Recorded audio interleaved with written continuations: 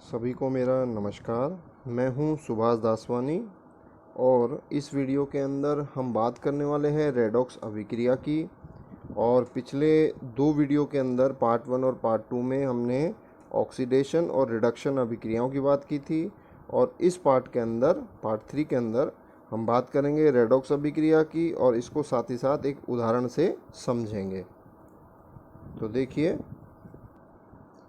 क्या होती है रेडॉक्स अभिक्रिया।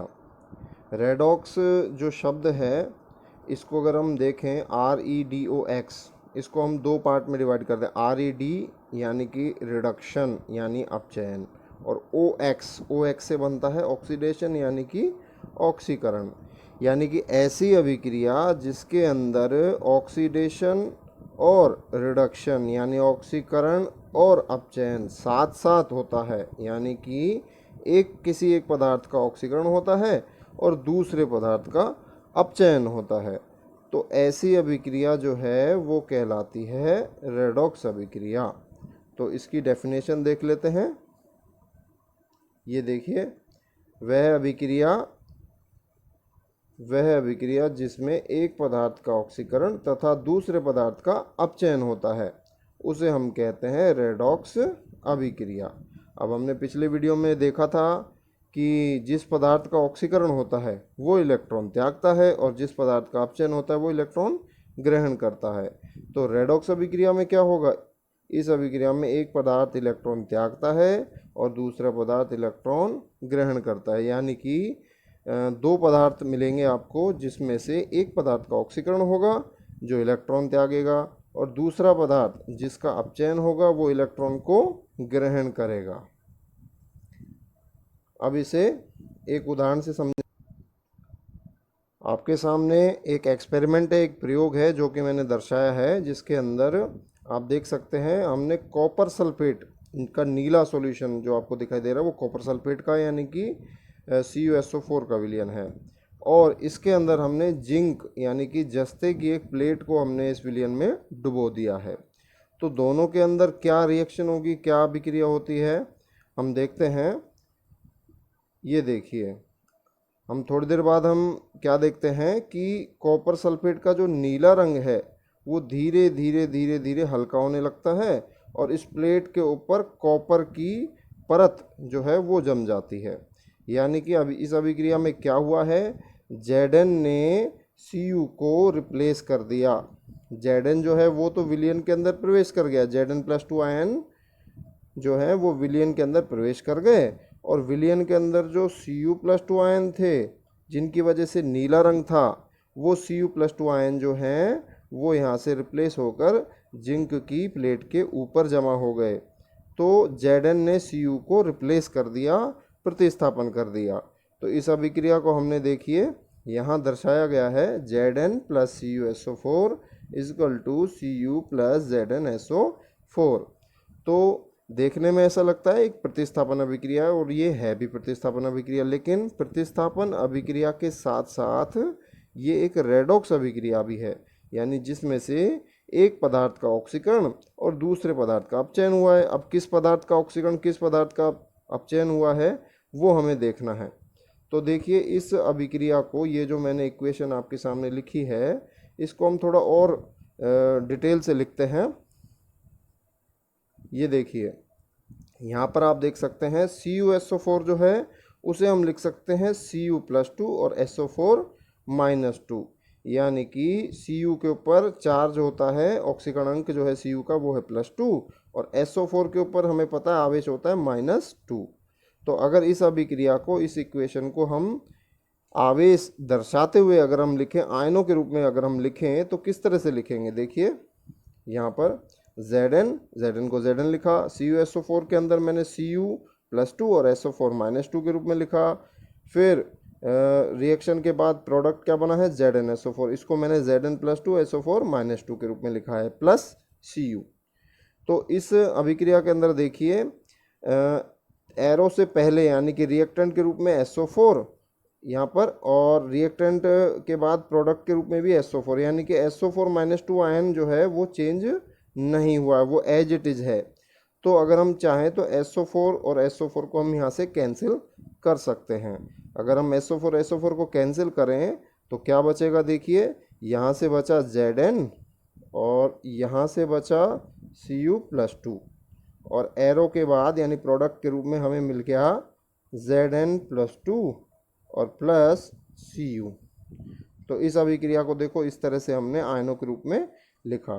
ये देखिए यहाँ पर आप देख सकते हैं Zn+Cu+2 Zn+2 प्लस Cu।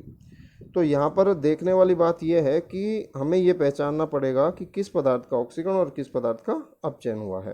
तो कैसे पहचानेंगे, देखिए Zn कन्वर्ट हो रहा है Zn+2 में, यानी कि Zn 2 इलेक्ट्रॉन त्यागता है। ये देखिए Zn कन्वर्ट हो रहा है Zn+2 में और ये 2 इलेक्ट्रॉन इसने त्याग दिए, यानी कि Zn का तो हुआ है ऑक्सीकरण। इसी के साथ Cu+2 कन्वर्ट हो रहा है Cu में।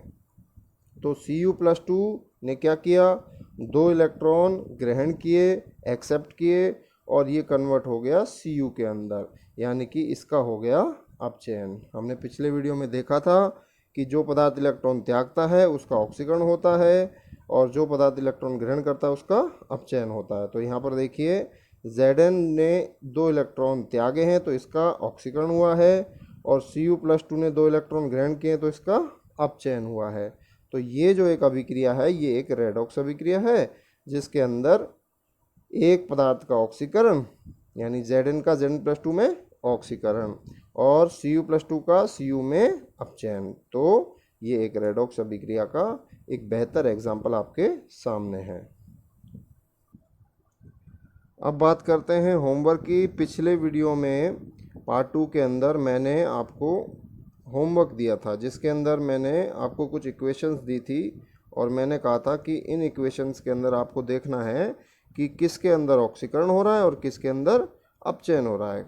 तो ऑक्सीकरण अपचयन पहचानने के लिए मैंने आपको एक तरीका बताया था। देखिए ये देखिए मैंने बताया था कि अगर ऑक्सीडेशन नंबर, ऑक्सीकरण जो अंक है वो अगर इंक्रीज होता है तो ऑक्सीकरण होगा और अगर ऑक्सीडेशन नंबर जो है वो डिक्रीज होता है, कम होता है, तो वो अपचयन होता है। तो देखिए यानी ऑक्सीकरण कब होगा, जब -2 -3 -2 -1 0 +1 +2 +3 इस साइड बढ़ेंगे तो ऑक्सीकरण, और बैक साइड यानी कि +3 +2 +1 0 -1 -2 इस साइड बढ़ेंगे तो होगा अपचयन। तो देखिए आप पहचानते हैं कि किस पदार्थ का ऑक्सीकरण हुआ, किस पदार्थ का अपचयन। तो यहाँ से देखिए Al+3 और यहाँ से ये कन्वर्ट हो रहा है Al+1 में, +3 से +1 यानी कि ऑक्सीकरण अंक घट रहा है, तो यानी कि अपचयन। तो इस पदार्थ का क्या हुआ है, यहाँ पर अपचयन हुआ है। Al+3 का Al+2 में, Al+1 में रिडक्शन हुआ है। इसी तरीके से नेक्स्ट देखो Pb+2 कन्वर्ट हो रहा है Pb+4 में, ऑक्सीकरण अंक बढ़ रहा है, तो यानी कि ऑक्सीकरण, ये ऑक्सीकरण हुआ है यहाँ से, तो ये ऑक्सीकरण हो गया। और इसके बाद नेक्स्ट देखते हैं Br-1, ये कन्वर्ट हो रहा है Br+1 में, तो -1 से +1 यानी कि वापस से ऑक्सीडेशन नंबर बढ़ रहा है, तो इसका भी हो गया ऑक्सीकरण, ऑक्सीडेशन। इसी प्रकार Cl2 कन्वर्ट हो रहा है 2Cl- में, तो इसको देखिए यहाँ पर Cl2 पर कोई चार्ज नहीं है, 0 यानी कि चार्ज है, और यहाँ पर Cl के ऊपर क्या चार्ज है, -1, तो 0 से -1 यानी कि ऑक्सीडेशन नंबर घट रहा है, तो यानी इसका हो गया अपचयन, रिडक्शन, R से डिनोट कर दिया मैंने इसको। इसी प्रकार O2-2 ये कन्वर्ट हो गया O2 में, तो O2 पर कोई चार्ज नहीं होता, 0 चार्ज होता है, तो -2 से 0 यानी कि क्या हो रहा है, यहाँ पर इंक्रीज हो रहा है, ऑक्सीडेशन नंबर बढ़ रहा है, तो बढ़ने का मतलब क्या हुआ, ऑक्सीकरण, O से डिनोट कर दिया मैंने इसको। इसी प्रकार Ki कन्वर्ट हो रहा है I2 में, तो देखिए I2 पर तो कोई चार्ज नहीं है, यहाँ पर 0 है, लेकिन यहाँ पर I जो है, इस I पर क्या चार्ज होगा, हमें पता है K पर चार्ज होता है +1 और I पर क्या चार्ज होगा, -1, तो यहाँ पर I पर चार्ज है -1 और ये कन्वर्ट हो रहा है I2 में जिसके ऊपर चार्ज है 0। तो -1 से 0 यानी कि ऑक्सीडेशन नंबर क्या हो रहा है यहाँ पर, वापस से इंक्रीज हो रहा है, बढ़ रहा है ऑक्सीकरणांक। तो बढ़ने का मतलब क्या हुआ, ऑक्सीकरण। तो यानी कि Ki का I2 में हो रहा है ऑक्सीकरण। आगे और अब है आप लोगों के लिए होमवर्क। आपको 2 इक्वेशन बताई गई हैं।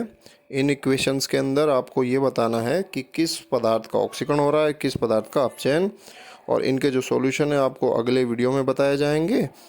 अगर आपको मेरी वीडियोज़ पसंद आती हैं तो लाइक करें, कमेंट करें एंड शेयर करें। धन्यवाद।